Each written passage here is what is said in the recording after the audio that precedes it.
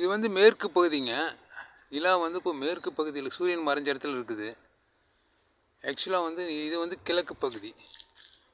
இந்த பக்கம் தான் இருக்கணும். ஆனால் வந்து இப்போ இந்த பக்கம் இருக்குது. கரெக்டுங்களா இது? யாராவது தெரிஞ்சவங்க தான் சொல்லுங்கள்.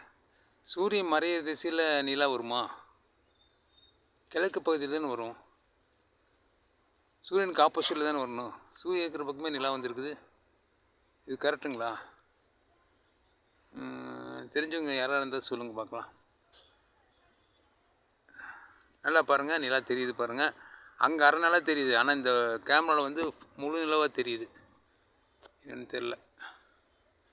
அங்கே அரை நிலா தான் காட்டுது, ஆனால் கேமராவில் முழு நிலா தெரியுதுங்க.